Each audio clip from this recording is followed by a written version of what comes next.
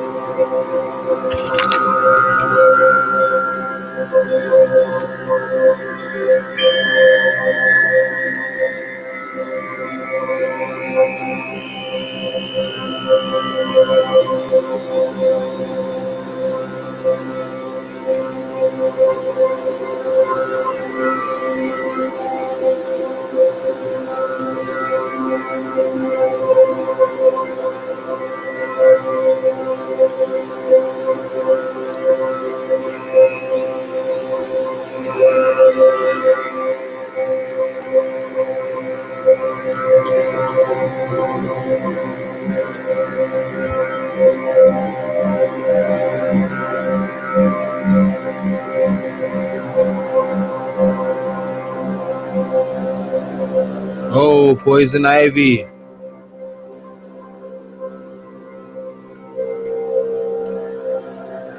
Poison Ivy Princess, what's up with y'all? Hey, Rena. Rena, is the ads on? With ads now. With ads now. Finally, Rena. Damn. It took you forever to put the ads on my video. Rena, sometimes you try to turn me into the invisible man. Yeah, I got ads because you tried to turn me into the invisible man. All right, I'm free, y'all. Zay. Mavel was here. Azul was here. Where Poison Ivy Princess go? Everybody like and share the video. We about to go viral. We going viral right now. I swear to God. We going viral.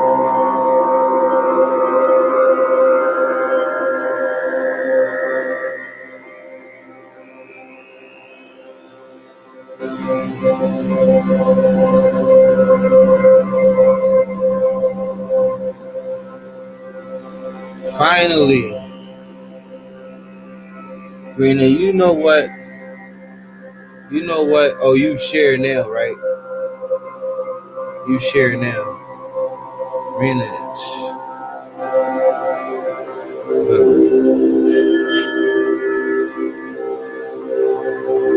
I had ads on my last video. What you talking about?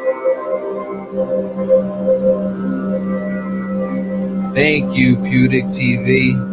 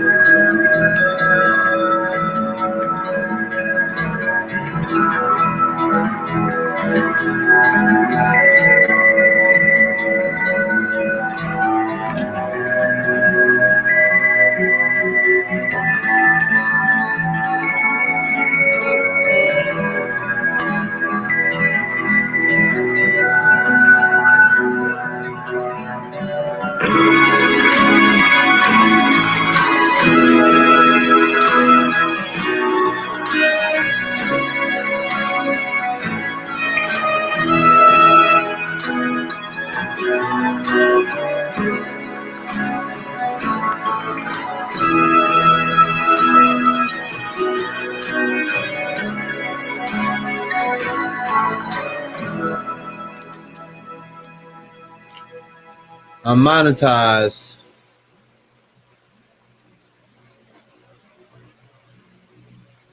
Zaya Rose.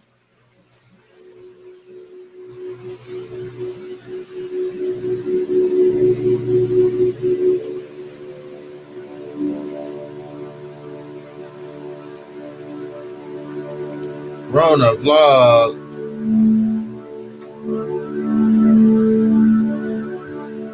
Rona Vlog, baby.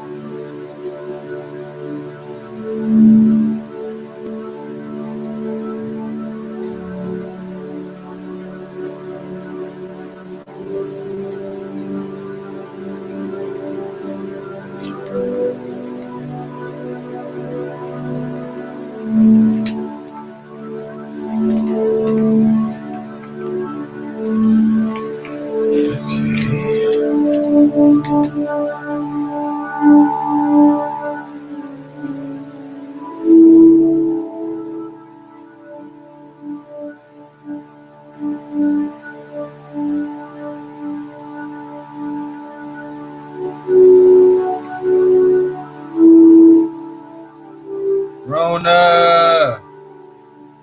Thank you. Thank you, Rona.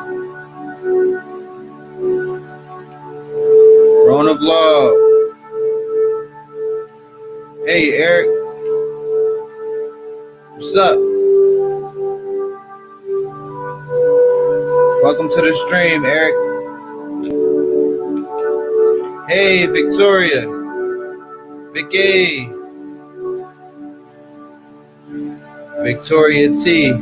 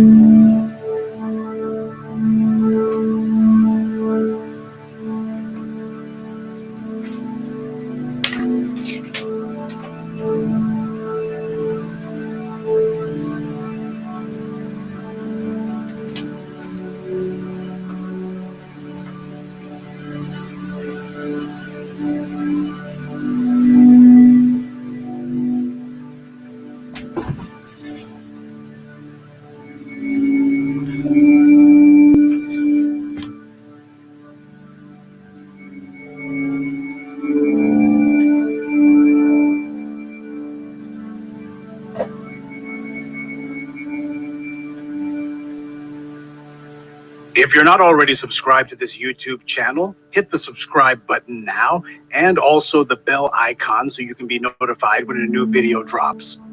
And if you're already subscribed, check and make sure that YouTube hasn't tried to unsubscribe you. Seems every week I get a few people who message me telling me that YouTube took it upon itself to unsubscribe them from my channel. And of course, be sure to give the video a like. The white supremacists hate that. Now, that said, with a number of Confederate monuments being taken down in recent weeks, the white supremacists, especially those who consider themselves to be a little more educated than the average inbred, they've been taking a number of high-profile L's. They understand exactly what those obscene monuments stand for.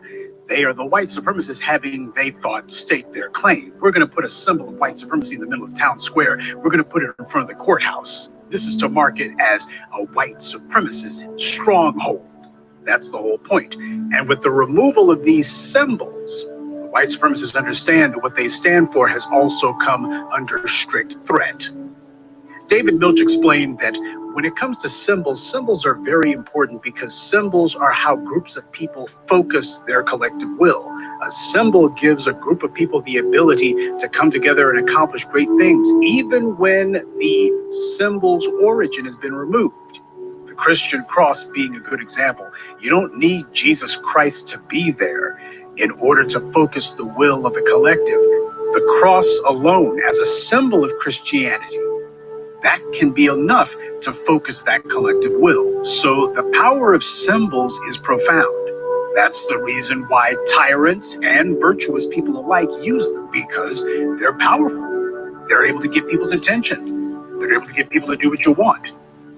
I always promised myself that at some point I was going to do some sort of video essay dealing with the concept of a national myth. I know that for some people, it just seems to me that some of the video essays that I think happen to be the most important and the ones that I want people to pay the most attention to because they got the most to say, seems people show the least interest in those video essays. You got to make it about a person in order for people to pay more attention. But a couple of years back, I did a video essay about George Washington, the first fascist, pointing out that with all of those early sculptures and statues of George Washington going all the way up until the middle of the 19th century, they show George Washington always standing beside a fasces. Fasces was the symbol of ancient Rome. And it was where we get the term fascism from. And Mussolini reached back to Roman antiquity for the phraseology that he wanted to use for his new authoritarian regime. And the fasces being the symbol of ancient Rome, he looked and said, that's a symbol that I want to use too. Well, in the United States, these guys were all about fascism before fascism was cool. But with that video essay, what I wanted to touch upon to make sure was properly emphasized was that there was a necessity to take George Washington and to deify him, because that's what they did. They commissioned all sorts of sculptures and paintings, all for the sake of making George Washington into a quasi-deity. Now, they didn't do that because they had any particular affection for him. When it comes to the founders of the United States, that was not the first Continental Congress who got together. That was the first American Crime Convention. Gangsters from every part of North America came together to carve up the country and stake out their turf. These men did not like each other. We know that a number of the founders of the United States could not stand each other, John Adams and Thomas Jefferson being the most noteworthy of rivals. Hell, John Adams hated Thomas Jefferson so much, on his very last day on earth, John Adams' last words, the words that he would take with him into eternity were, "And Thomas still lives." He hated Thomas Jefferson so much. Here he is about to take his final breath. The only thing on his mind is, I can't believe that bastard Thomas Jefferson outlived me. That's what he was thinking about, his very last thought on this earth.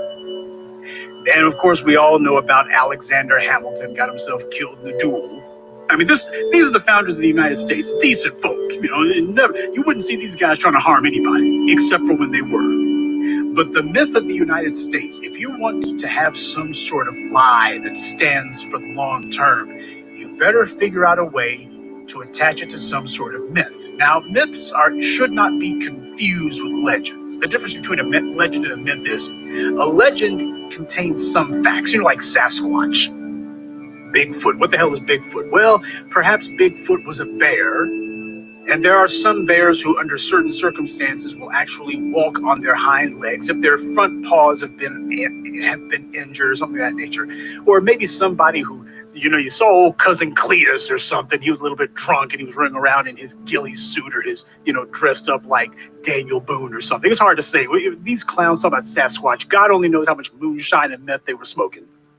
But legends are usually based on some sort of factual basis. They just play fast and loose with the events. That's how legends are. A myth, on the other hand, is not based on fact at all. It's symbolic, and it's meant to be symbolic. That's the entire point of having a myth. Myths are structured like stories, and that's deliberate. Because the reason that stories are so important to a society, and I don't want to get too far in the weeds, but the reason that stories matter so much to the human experience is because stories provide something that real life almost never provides.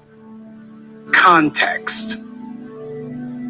That's what stories tend to do. Stories tend to put events and tend to put circumstances and people into context. Real life almost never does that.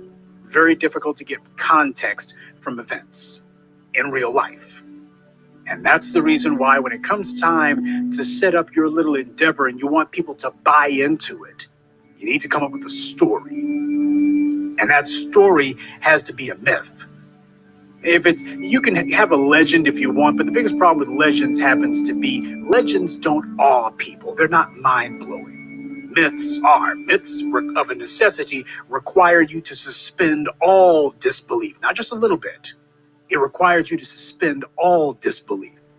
And once you suspend disbelief, well, you're just going along with whatever you're told, which is the entire point. Now, the founders of the United States and their descendants and their successors all the way up until the mid-19th century and beyond, truth be told, they set about a project to deify George Washington. They decided that he was going to be the American myth. Now, of course, when it comes to the United States, there's a number of mythologies and lies and hypocrisies, but the myth had to be centered around George Washington because he was a general. He represented the Marshall Principle, and he also was pushed to become a statesman. This was meant as a means of showing that he was civilized, cultured, whatever. But nonetheless, they showed this guy in Roman attire. These were the ideas of the founders of the United States. It was Thomas Jefferson's idea to do this stuff. Got George Washington dressed up in a toga like he's some sort of Roman.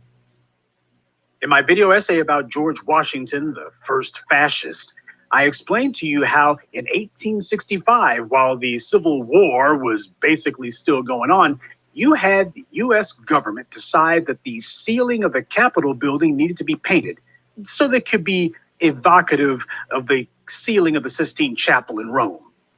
Well, since Thomas Jefferson decided that an Italian should do some of those fake sculptures of George Washington, in 1865, they decided, hey, if it was good enough for old TJ, it's good enough for us. So they got an Italian to do the painting of the ceiling of the Capitol building, of the dome of the Capitol building.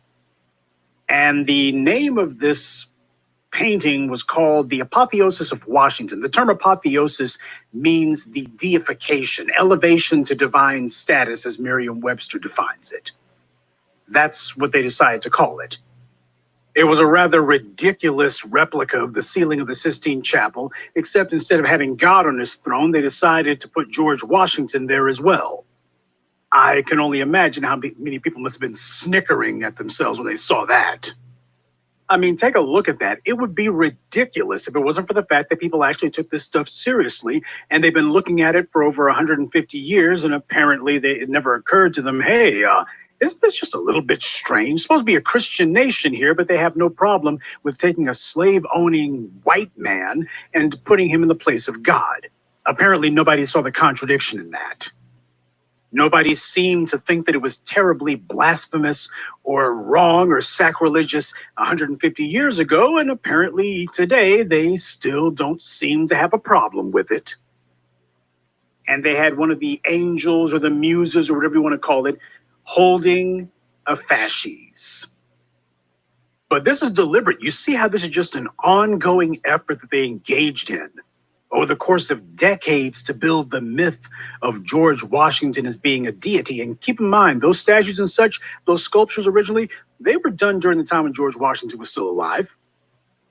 He may not have seen all of them, but he definitely saw a few of them, and he didn't seem to have a problem with that. See, one of the other lies that gets told about old GW is that he was ultimately a humble man, and in the early years of the Republic, which was no republic at all, and never has been, they had the idea that maybe America should have a royal family and that they would nominate George Washington to be the nation's king. And George Washington said, "No, I do not want to do that. This shall be a nation of laws, not a nation of men." Problem is, it's always been a nation of men, not of laws. A nation of men indeed, white men. The laws be damned. Whatever white supremacy says on Monday, that's the law. And if it says something exactly the opposite on Tuesday, that's the law. Just like Greg Abbott over in Texas. You had that asinine hairdresser, that white woman in Fort Worth, I think it was, who violated social distancing. They told her, the Governor Abbott, he gave his orders saying you got to close down your shop. But because it was a black judge who told that woman, since you refuse to close down your shop, I'm putting you in jail for 7 days and I'm putting a fine on you, Governor Abbott said, "Yeah, I know what my executive order said. Well, I'm reversing my own executive order." That is a nation of men, not a nation of laws. That's the very definition of it. Whatever I said on Monday, well, because the wrong colored judge decided that he was going to sentence the wrong colored person under my law, I'm going to change my law. But George Washington, you had to do this for that scumbag. You have to make a myth out of him. You have to deify him. You got to make the guy into a god, because after all, no one questions a god, no matter how many sins that god may commit against them. That's the reason why you do it. You are deifying not only him, but everything that he's done. So what that shows is the exact same idea of we must deify George Washington. They weren't doing it because they liked him. These guys were doing it because they wanted to solidify their power over the minds of the masses. The founders of the United States were rivals with each other. But they understood that they need to put that rivalry aside if they were going to keep the people enthralled, if they were going to keep the people in line. Hence, the absolute necessity to create a national myth. And this is not unique to the United States. A lot of countries have a national myth of some sort. The most famous, of course, being Rome, Romulus and Remus, raised by wild wolves. And, you know, obviously wolves would not eat babies. I mean, that would be so unanimal-like of them. That would be so strange for a wolf to actually raise children, human children, as opposed to eat them, which is much more likely. But hey, come on. When you're trying to find a way to otherwise whitewash or to try to put a thin patina of rationality to the savagery of Rome, that's what they were doing with the lie about Romulus and Remus. That myth, a complete bald-faced lie on its face that nobody with sanity would believe. Japan's got one too, especially about the royal family, about the emperor's family descended from the goddess Amaterasu, etc. And God's tears fell, and those became the islands of Japan. A lot of countries have a national myth. And that's important because national myths tend to be superlative in nature. That way people don't question it. But what happens when you have years or even centuries where people try to live in a lie? Because myths are not real, they're lies. They're not even legends. Legends are based partially on fact. Myths are not. So what happens when people try to live out a lie? What happens is reality always has the last word. And that's what you see going on right now. A lot of individuals, a lot of people have been allowed to live in a lie for centuries. And because they've been indulged living in this dream world, now you got black folks kicking them in the keister and telling them you're getting a wake-up call whether you want to or not. See, after all the centuries of black folks getting the Negro wake-up call, now the white supremacists are getting their cracker wake-up call. And they ain't liking it too much. But this is what has happened recently. These people told themselves that because their lies have never been challenged, they never would be, and now they are. But they're also showing you they don't care whether or not it's true or not. This is not about truth. This is not about whether or not the Confederates actually were some sort of Southern patriots, some sort of selfless individuals fighting for their own twisted idea of honor. That's not the important thing here. They know exactly what it is that they're doing. And this is deliberate. The United States government, the lie that the Confederates tried is no different than the lie the United States have been living out.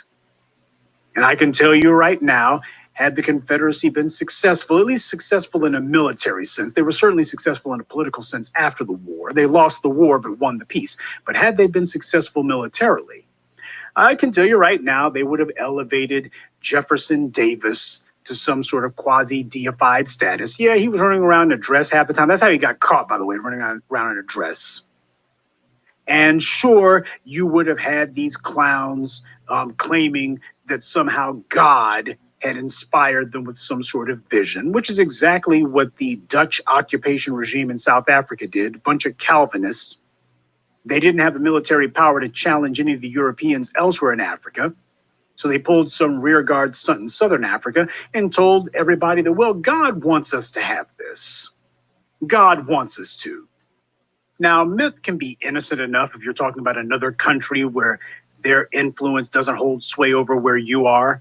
Myth can be harmless enough if it's told to everyone that this is all made up and please don't take this seriously. But what happens when people are told a myth and they're told to believe it and this is the God's honest truth? You need to buy into it. Myths become dangerous when they become politicized. And as I've taught you, when you use the word politics, when people bring up that term politics, you make sure that you understand what that word actually means. Because when I use the term politics, I'm not talking about left-wing, right-wing, Republican, Democrat, conservative, liberal. I mean politics in the true sense of the term.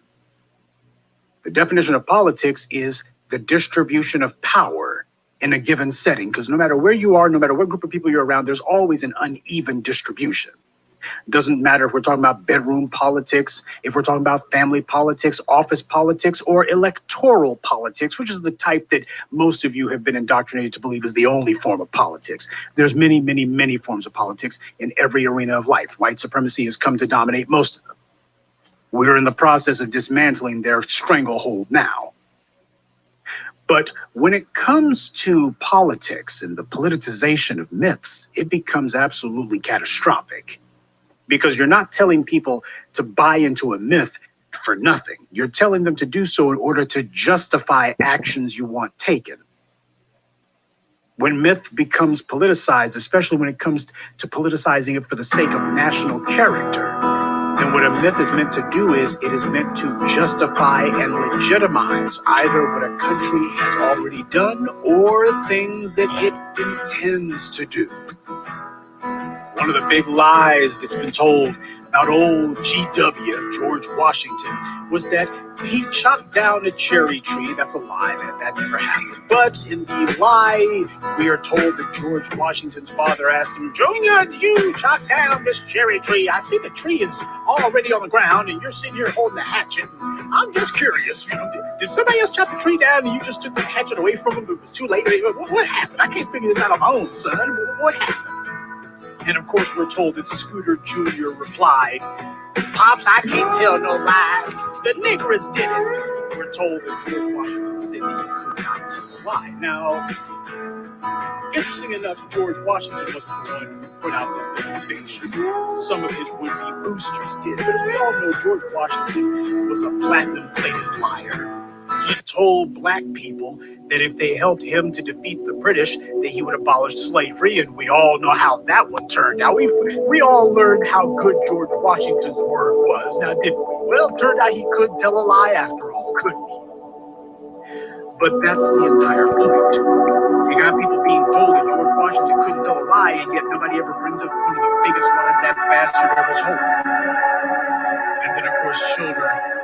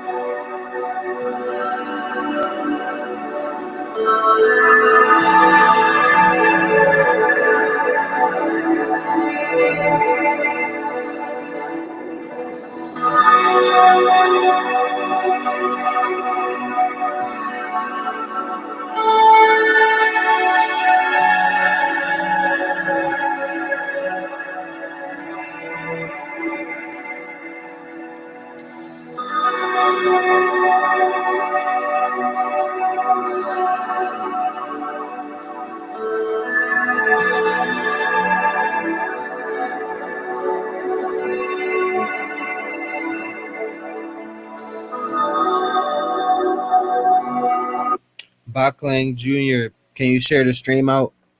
Baklang Jr., Baklang Jr., can you please like and share the stream? Baklang Jr.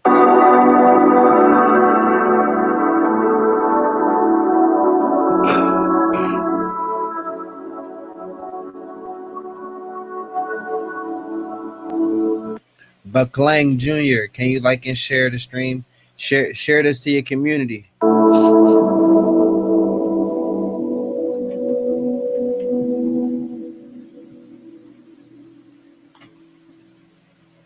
Yeah, everybody like and share. Don't forget to like.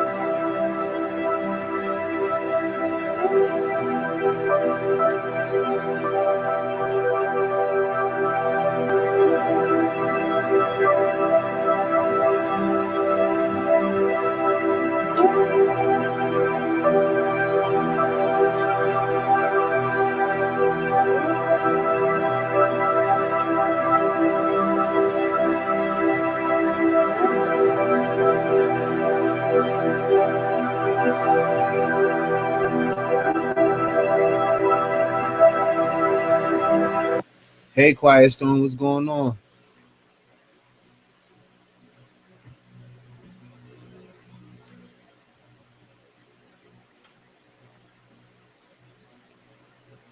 Finally monetized, right?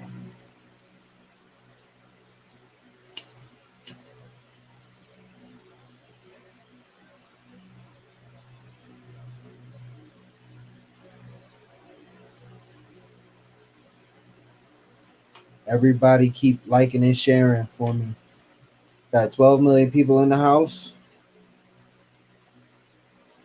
12 million people in the house. Quiet Storm, Lulu.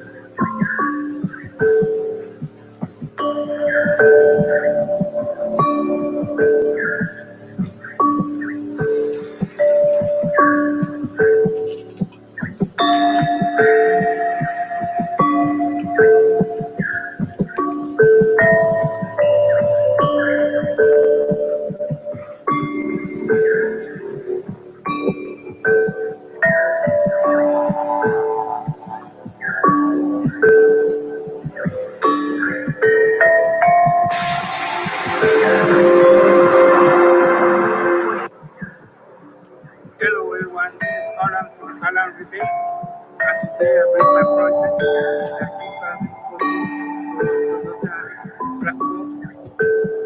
It's a 2014 Toyota platform SLE for drive 2014 Toyota platform SLE four-wheel drive. All the damages on the left side, right side, all the damage here. Back door, the front door,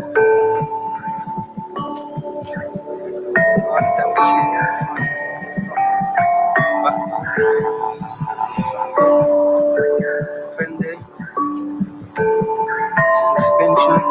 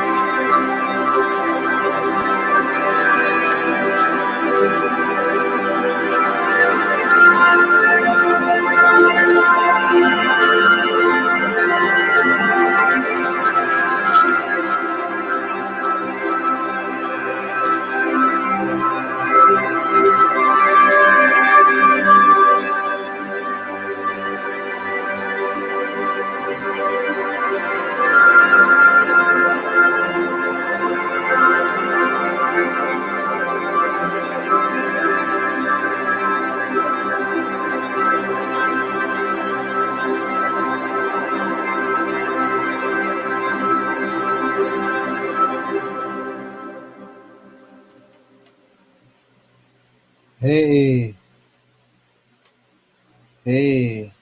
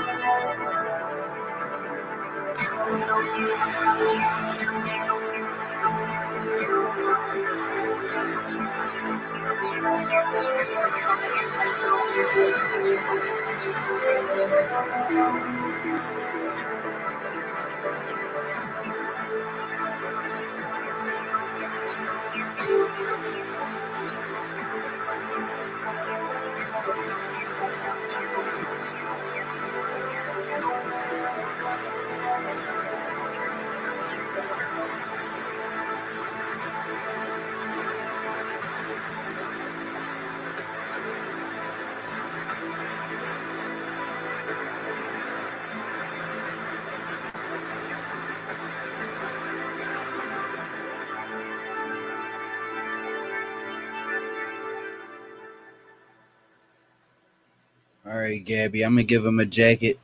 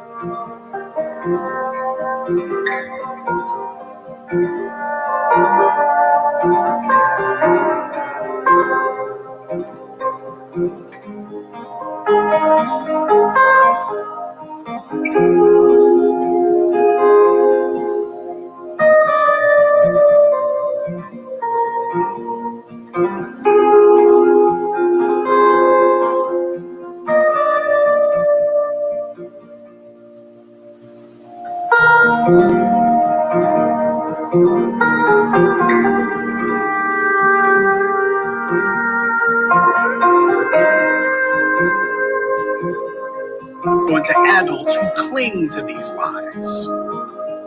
But of course, the entire point of creating the myths around these individuals, whether it's George Washington or TJ or JD or any of the rest of these slave-owning clowns, the entire reason of creating these lies happens to be in order to ennoble or otherwise give some thin patina of respectability and dignity to a bunch of rapists and thieves and cutthroats and genocidal murderers. That's the entire point. And the individuals who cling to these lies, they understand that's the point too.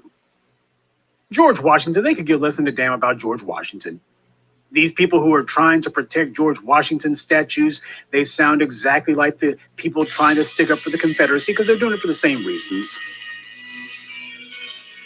They understand that this is not about George Washington or about Thomas Jefferson or about General Lee. This happens to be about the establishment and the perpetuation of white supremacy. Anna Ortiz. Yeah, Anna Ortiz. Anna Ortiz, good morning. Thank you for coming to the stream. Like and share, Anna, and drop your link.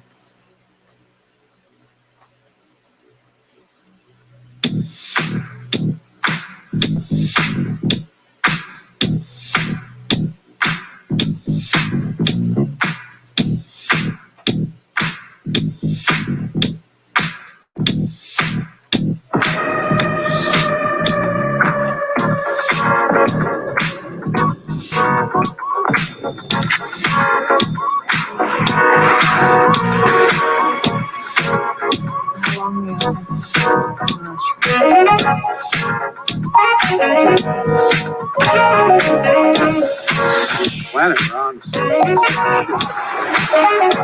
why they keep coming back to life.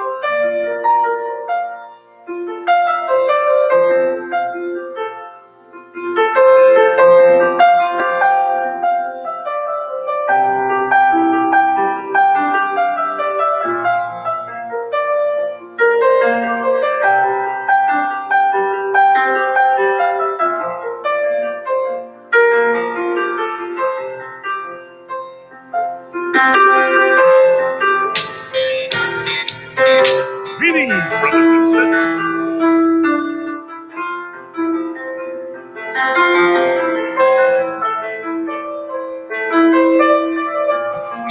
And this is the Black Channel, and I am your host, your brother, your humble servant, the voice of Black America, the Black Authority, broadcasting to you live from the only historically Black college, university of higher education and learning in the cosmos. You are, of course, welcome to join us.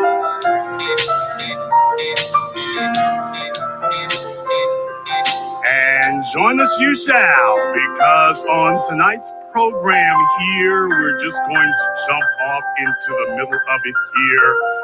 You all are living in momentous times. You are inhabiting the earth during these days of thunder, as you are seeing that you can have an effect on the physical environment around you.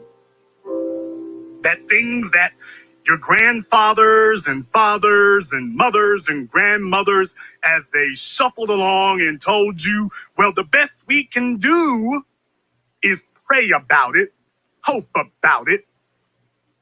The best we can do is wait for things to get better. That's the best we could do. And now you're in a situation here where right now you are witnessing as things that your parents and grandparents told you couldn't.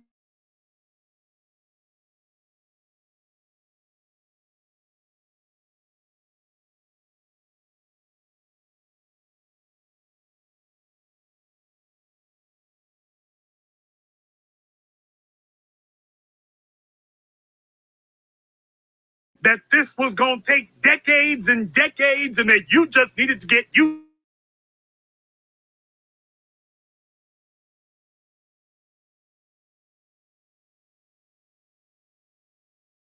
Probably ain't going to happen in my life.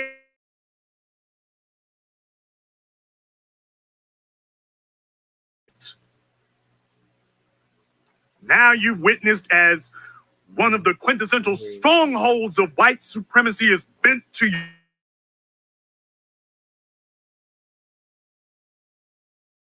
And it didn't take, you didn't have to wait for it for your grandchildren. People always ask me, Jason, how soon, how quickly could these events change?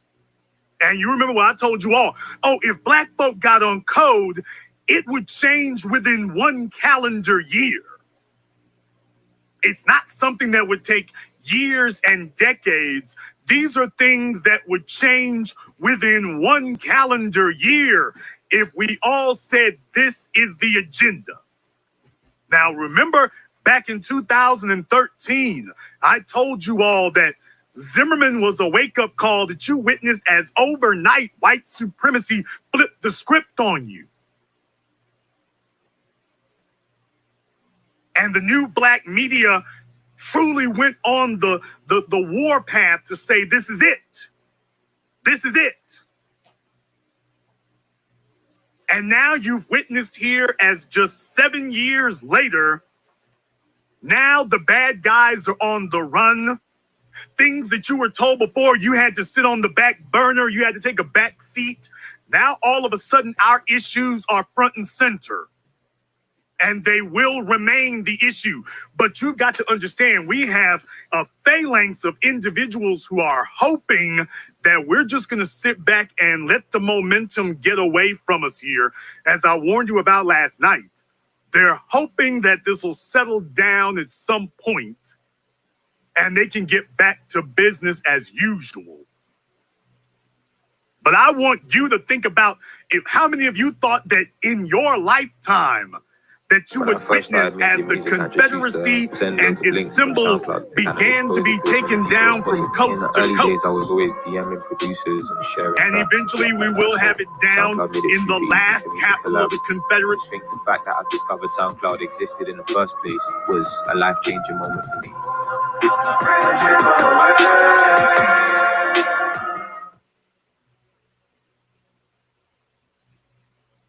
He ain't kept in school cause he knew his true talent. How he gonna survive in a world full of savages? Going to get some money but it kill, gotta balance it, can't fold under pressure. Life full of challenges but he know how to move. He a fool with analysis. He dudes in the pool of his fluid leaking out of him. He breathing but his body cannot move like paralysis. Really saying catastrophes. I be rapping average shit. Homie had some tragedies. Probably why he act like this, but back to the shit at hand. Rap till you get advanced. Holmes got a different plan with 550 grams. Scrap with it in his hand. Trap just a cellophane. Holmes got a different plan with 550 grams. Scrap with it in.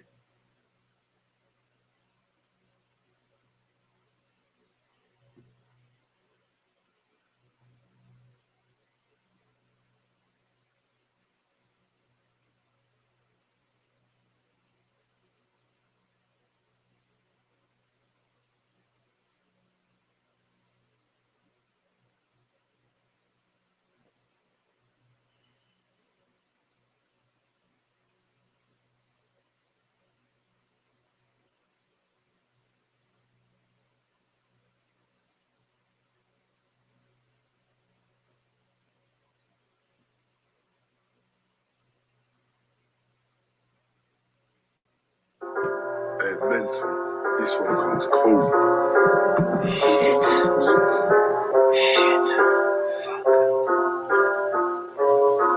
Kobe, Gigi, Steve Drive. Lucky World, nigga.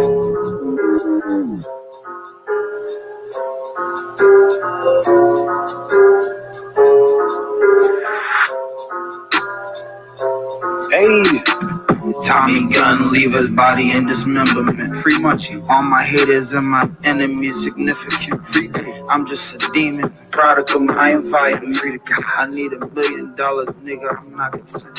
I'm with Dr. Sebi, Nipsey Hussle, cooking peppermint. Let's go. I'm with some doctors and we curing shit with cinnamon. Facts. H Block, hunt them down, bitch. We getting dip facts. In the mafia, bitch, your ass level 10 squad. And we talking money, big shit with evidence. DJ Aki, North Philly, set the precedent. Donald Trump tell Roddy Rich that you the president. Steve Drive, Lee High, I'm a veteran. Nigga, my IQ high, ain't no cognitive dissonance. I said the ops are Trojan horse, no, it's Odysseus. Nigga, I'm at UPenn doing experiments. Then I'm back on the block with the villain shit. And I'm black with the goons on some evil shit. We going fucking old school like some medieval shit. I'm on the extra shit, making sure I progress and shit. It's levels, bitch, you looking real directionless. What happened to these bitches and respectfulness? And these niggas clearly writing, dropping evidence. At the Jersey shit, I'm flying like a pelican. Zion Williamson, I'm falling like an elephant. I pop the trunk, it's gonna get loud like an elephant. Blood on his coat is blood up on his breast. A lot of niggas really agents counterintelligence. I'm addressing shit I pull up to. Motives. I was a Muslim. I'm always been Black Power. I tried to be a Muslim when I was 19. I saw them reading in Muhammad's Mosque 26 in San Francisco. I saw them reading from the Bible. It threw me off. And I was like, I thought I was putting the Bible away to see maybe if this is the truth, if a lot of young Black men were getting into this spirituality or religion, maybe I need to be a part of it. And when I saw that, it just made me back up. So I fell back into the Bible, fell out of the truth, and meaning that I just started being in the world, started doing other things. And I wanted to leave a certain lifestyle that I was in. I prayed, I asked for a sign, I received a sign. So I stopped doing what I was doing, and it probably saved my life. And so I stuck with it. I am an Israelite. I'm an Israelite. That's the spirituality that I fall under. But I'm not a run of the mill Israelite. I'm a practical Israelite. A lot of people try to ask me weird random questions. I give them a straightforward answer. And if I have to go to the Torah, I'll go specifically and I'll use it in a critical manner to where that this person who might be unlearned or learned can still understand my perspective. Seeing the complete overturning of a system, because that has always been the goal. We are living in a system of white supremacy. And before now, they wouldn't even call it that. The civil rights generation, after the death of Dr. King, they wouldn't even call it white supremacy. Hell, they wouldn't call it racism. Everything became about drugs, clothes, and hoes. Meanwhile, the young people are out here being slaughtered in the damn streets and being told, let the system work. And the system is saying, yeah, that's your ass. The old niggas had their jobs at the plant. And Mississippi is one of them states where old countrified niggas left the young cats with nothing. Let's just say it like it is. Let me just call it out like it is. In Alabama, them old ass niggas left you young folks with nothing. In Georgia, they left you with nothing. In Louisiana, them old niggas left us with nothing. In Texas, they left you with nothing. They talked about how they used to have a job at the plant, and they used their job at the plant to sit up here and get a bunch of hoes pregnant with bastard kids, and this nigga didn't have a damn thing to show for it but a Fleetwood Brown. And meanwhile, the next generation ain't got a damn thing. No, he better not march his ass out there in the streets. He can get that work along with the white supremacists. Y'all know this ain't a bunch of old folk out there in the streets. I have covered white supremacist rallies across this country. I made the documentary Race War, where niggas was running from the white supremacists after Charlottesville. I wasn't running from them. I was running to where they were. And I got my stripes on video, nigga. I can show you where the rest of the world was running from them, and I can show you where I was standing on the front lines, face to face, eyeball to eyeball, nose to nose, with riot gear police running around with AR-15s, in some cases M16s, helicopters, whole damn 9 yards. I was right there, but do you know what I didn't see a bunch of? I didn't see a bunch of old niggas out there. There was one who was, I think, one of the Buffalo Soldiers. I got him on video, but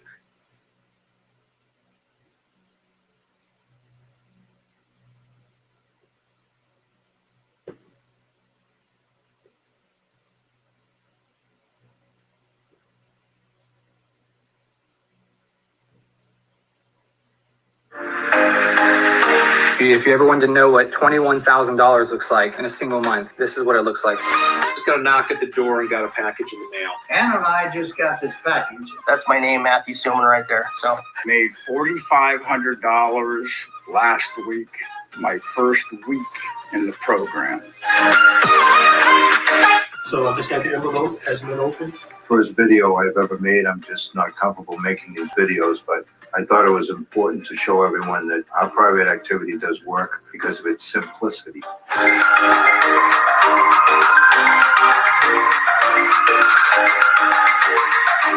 $7,000 for 1 week. From Coach Kevin, here it is. I'm gonna open it up. I got some proof. Gonna do a quick opening of this. Let's see what's we've got inside this baby. our first check, so we're super excited. This envelope is sealed, so I'm gonna open it up right in front of you. Okay. Let's open this up. So let me open this up. Now, guys, the craziest part about all of this is that the only thing that I did was plug into the system, follow the instructions, and then literally get this cash sent directly to me. I'm gonna go ahead and open up. Open this up for you guys. 3,500 and made out to me. Let's count them out and see what we've got. That shit is a scam. Hey, mental. This one comes cold. Shit. Fuck. Kobe, Gigi, Steve Tribe. Lucky World, nigga. That shit is a scam, yo. That shit is a scam. Hey. Tommy gun, leave his body in dismemberment. Free munchie. All my haters and my enemies significant. I'm just a demon, product of my environment. I need $1 billion, nigga. I'm not concerned. I'm with Dr. Sebi. I'm just a demon, product of my environment. I need $1 billion, nigga. I'm not concerned. I'm with Dr. Sebi. I'm just a demon, product of my environment. I need $1 billion, nigga. I'm not concerned. I'm with Dr. Sebi. I'm just a demon, product of my environment. I need $1 billion, nigga. I'm not concerned. I'm with Dr. Sebi.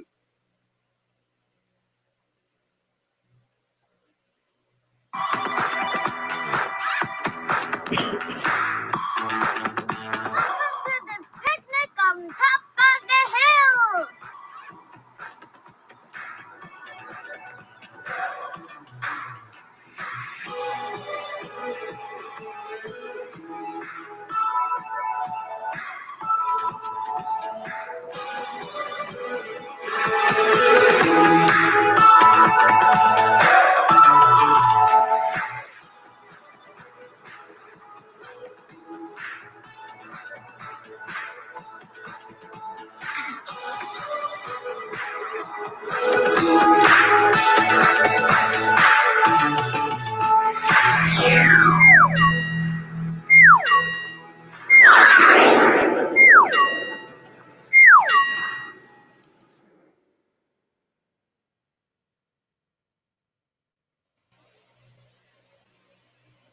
Oh my god, oh my god, oh my god.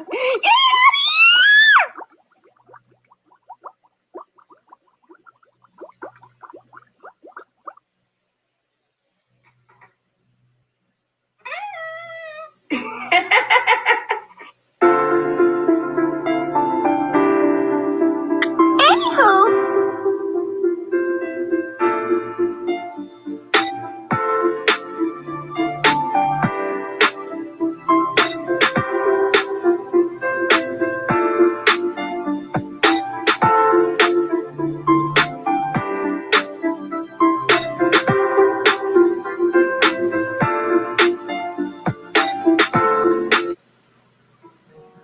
Okay, guys. I'm freaking the hell out. Hey, boy. Hey, Stop, bro. what's up, man? Stop. No. Don't try to break this up, Cassandra. He was tough online in my comment section on Instagram. Now he quiet now that we face to face. Now look at my eyes to reflect, player. Keep that same energy, playboy. I started walking. I thought I saw something, and I surely did.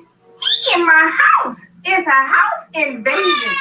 I know, Bubbles Jr. Mommy's scared. Look what I caught. I couldn't even get the camera here fast enough to show you.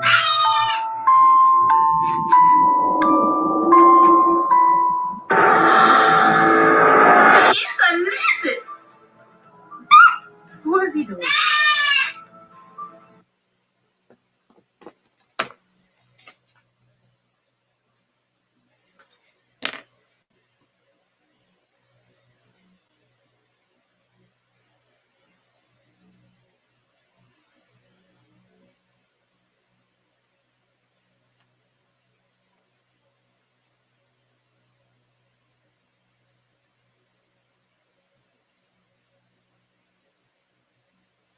To go after that. You need to show, because this is what white folk been doing. When white supremacists murder black people, next thing you know, they get $500 million. Folks open up their wallets and come to the rescue. When all of this kicked off, y'all remember I said the folk I want to go for are the ones who've been charged with assault on a police officer, serious charges. Those are the ones I want to prioritize. Those are the ones I want to prioritize. And that's what we need to do to let them know, hey, we ain't dealing with no any petty minor stuff. We're here to deal with the biggest and best and most severe things. We're not sitting up here doing this soft shoe anymore.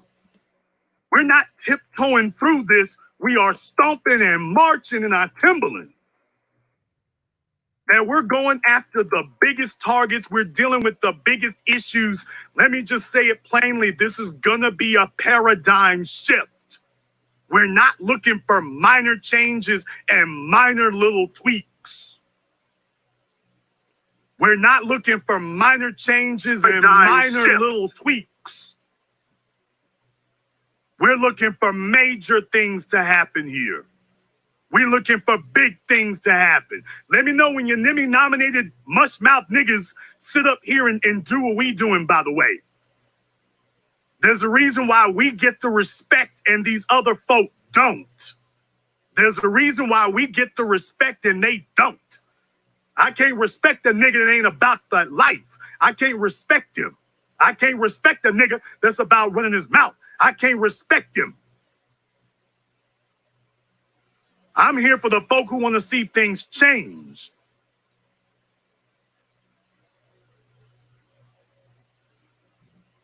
I got 4 brothers out there in Georgia and 2 of them in California that I'm trying to get bail for as we speak. I'm trying to get bail set for them. So it's not like I can bail them out and then get an attorney. I've actually had to go get an attorney so that we can actually even start the process of getting them bail because they're being held without. By the way, they're being held without. I don't beat my chest on stuff. Get the damn work done. Get to work on it. Get to work on it.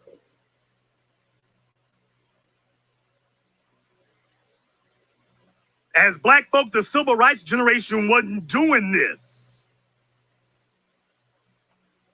They wasn't doing this. They're arrested for assault on a police officer and threatening peace officers. They were arrested for assault and for conspiracy. So you all know how conspiracy works, especially in California. But where police are concerned, they were arrested for assault and conspiracy. So right now, what I told y'all about this before, what they're doing is in a lot of these cases, folk that they arrested before and let go, they're going back and arresting them again. So be aware of that. By the way, they're arresting them, they're letting them go, and then they're coming back and arresting them again. They're like bringing the charges back up. So just be aware. For those of us who are out here doing the damn work, I ain't got respect for anybody else like that. I'm not asking for anything. I'm not asking for nothing. Because right now, I'm telling y'all right now, I'm focused on 2 major things. 2 major things. Because it's good. I told y'all, it's good to be able to bail folk out of jail. That's good. But you know what? We need to be doing stuff proactively. There shouldn't even be a law or a system or a means by which that allows that to occur. I'm looking up there in New York City and racial profiling, your damn so-called liberal governor, Andrew Cuomo, talking about he don't know about making racial profiling a criminal offense. He don't know. I was trying to warn niggas about the damn Ku Klux Karen bill up there. They went and they got rid of the hate crime provision. They got rid of the hate crime provision. So you're right back where you started. I was trying to warn people about that. You're right back where you started there. So the real thing is about making these things where we don't have to do that in the first place. That's going to be what the next major fight is. While we're doing things out here in the streets, we have to make it very clear that we're not going to accept any band-aids on bullet wounds, and we're not going to accept smoke and mirrors. You got a bunch of politicians right now who are trying to figure out a way that they can slip their way through this, and that's not going to happen either. So while we getting every...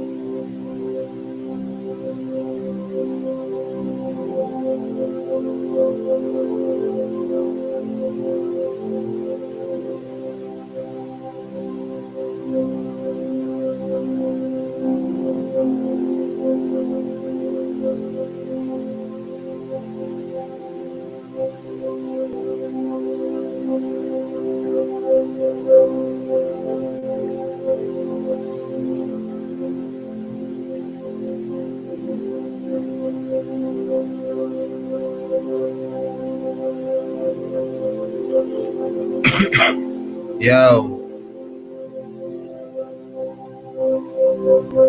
is it me or am I the only one who don't see Glendale Samaya? I don't see Glendale Samaya at all. Look in the chat. Oh, you see Nightbot, Carmelita. Yo, let me know if you see Glendale Samaya in this chat right here, cause I don't see it. Nope, I don't see it. Y'all don't see it. Glendale Samaya is not even in the chat room over here. Like, that's crazy.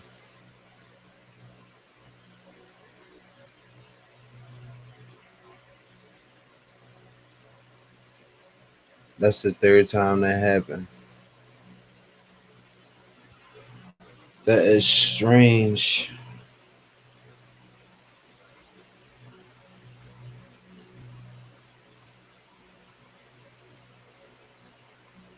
That's crazy. Where's Glendale Samaya at, yo? I gotta change my chat settings. Yo, how you change the chat settings so that you can hide some type of chats? I mean, well, whatever. Like, you can hide certain things, because I just got everything is public. I gotta change it back because like people not even appearing no more. That's crazy. Like, where's Glendale at? Is Glendale real? Or am I going crazy?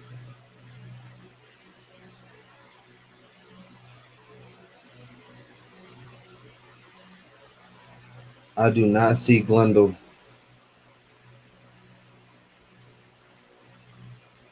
at all.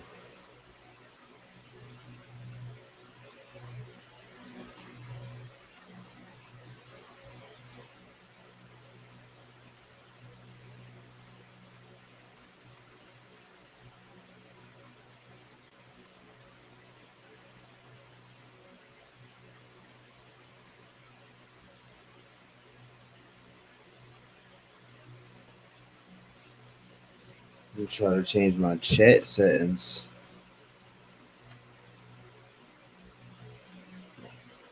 Yo, Glendale, I don't see you, yo. Bro, I can't even make you a moderator because you're not even coming up in my phone. You're only coming up in StreamYard. That is crazy. I gotta change my chat settings ASAP. ASAP. I got you, bro. Let me try to fix it.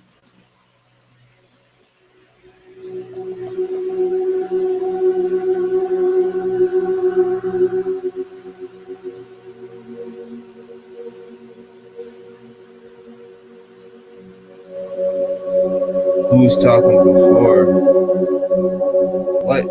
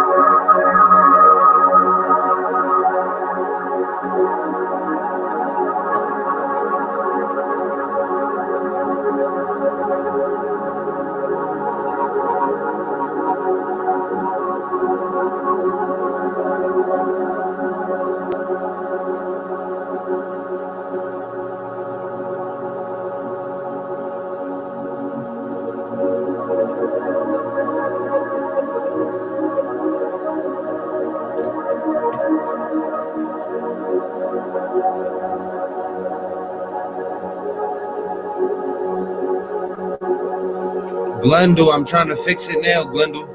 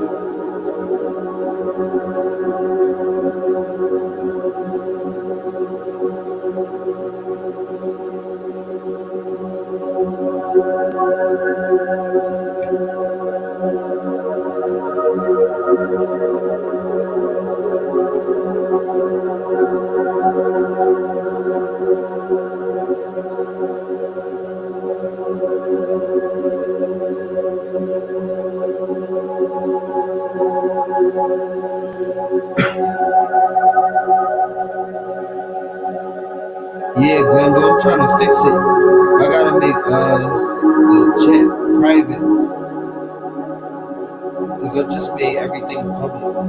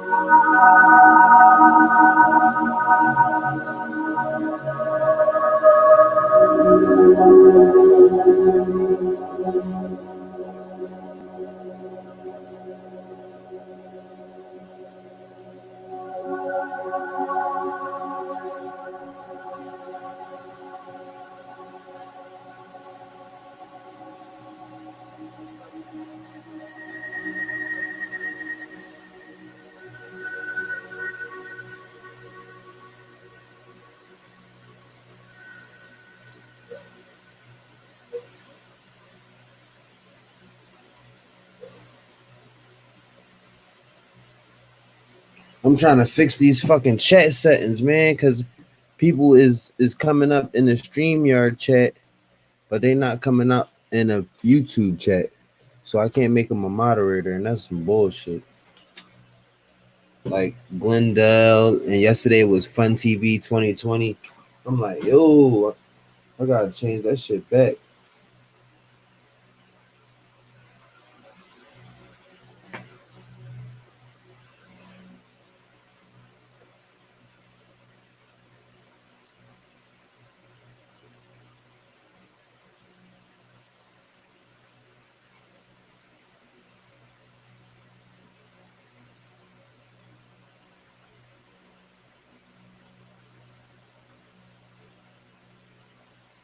Anybody know how to fix the chat settings?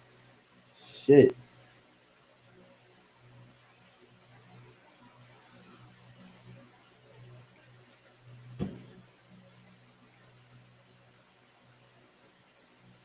Okay, I'm back. All right, Bubbles. I'm trying to fix this goddamn chat.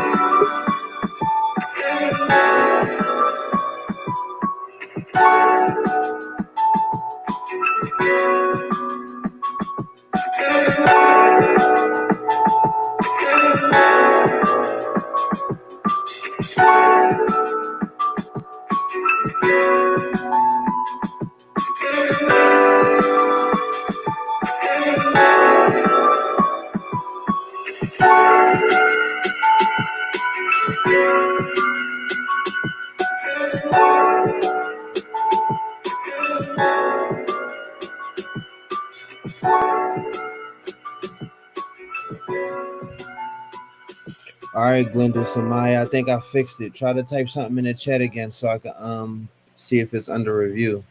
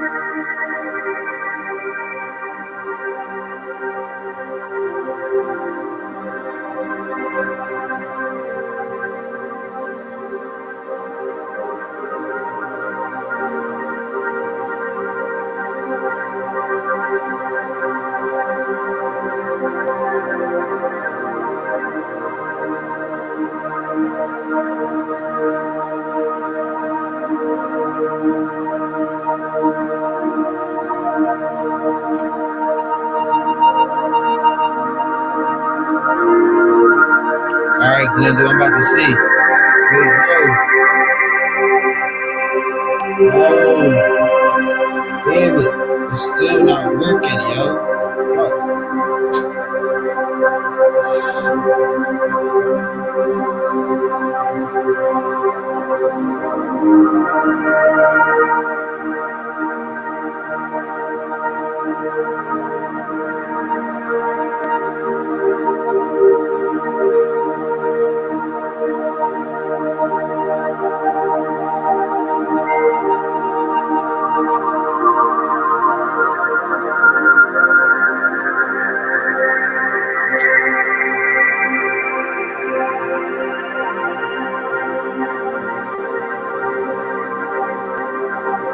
Am I the only one seeing Glendale Samaya? I know I'm not the only one that see Glendale. I'm gonna have to start this stream over and see what's going on with my live chat settings because shit's acting goofy.